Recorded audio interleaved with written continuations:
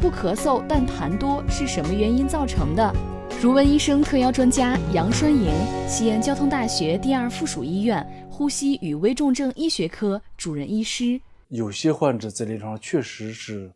他不太咳嗽，但是老是痰多。这些患者根据我自己的临床体会，一个是上呼吸道感染，比如说咽炎；第二个是支气管炎；第三个就是支气管扩张。尤其是咽炎和支气管炎的患者，出现这种情况相对比较多一些。对于这种情况，首先我建议患者去检查，起码要做一个把咽部要看一下，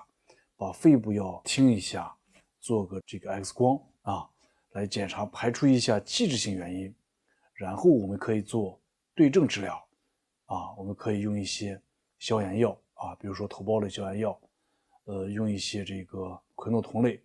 这个消炎药，